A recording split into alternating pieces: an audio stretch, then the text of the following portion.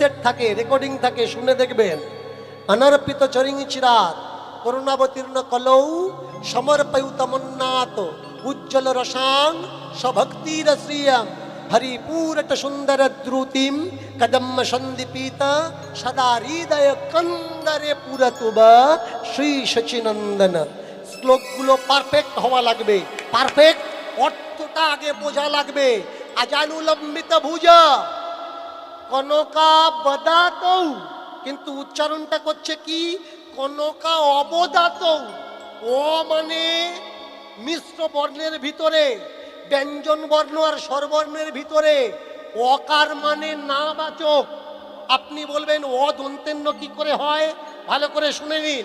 অকার দন্তেন্যতে ব্যবহার করা হয়, যেমন মানুষ, মানুষের আগে অকার লাগিয়ে দিন, কি হবে?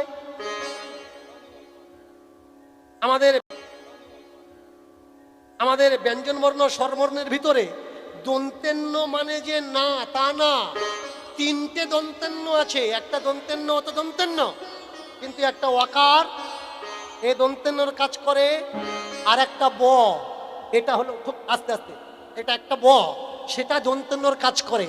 ব দন্তেন্যর কাজ করে, বুঝবো কি করে? যেমন ইমান, ইমানের আগে বয়কার বসিয়ে দিন, তাহলে কি হবে? কি হবে? হ্যাঁ, ওইটি বললো বেঈমান। দেখেছেন, ব দন্তেন্যর কাজ করে। আগে বোঝা লাগবে, লেখাপড়াটা শুধু শিখলে হবে না, মুখস্থ বলি। তুমি দেখবে যে মেয়েটা 9-এ পড়ে, যে ছেলেটা 9-এ পড়ে, 4 ক্লাসের মাল জিজ্ঞাসা করো আর ভেতরে নেই। কেন? ও তো মুখস্থ করার দরকার ছিল, মুখস্থ করেছে, পরীক্ষা দিয়েছে, তারপরের বছর ওটা দরকার নেই, ব্যাস ভুলে গেছে। এবার যেটা দরকার সেটা করে যাচ্ছে। কেন? ফার্স্টের পরীক্ষা শেষে গিয়ে জিজ্ঞেস করো, ও মাল আর মনে নেই। কেন? ও তো মুখস্থ সাপ্লাই হচ্ছে, শিক্ষা দিয়ে ওর মতলব না। ওর মতলব হচ্ছে কি করে মুখস্থ করে যা লেখা আছে কপিরাইট করব, যেটা এখানে আছে সেটা ওখানে বসাবো। শিক্ষা দিয়ে ওর মতলব না। উচ্চারণ কি করে করছি?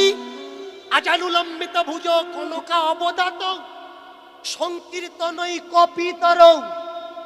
এই জায়গায় শব্দের অর্থ বোঝা লাগবে। সংকীর্তনই ক, সংকীর্তনের পিতর চূড়ামণি, কিন্তু বলা হচ্ছে কি সংকীর্তন কপিতর। কপি মানে কি? কপি শব্দের অর্থ তো বাদর।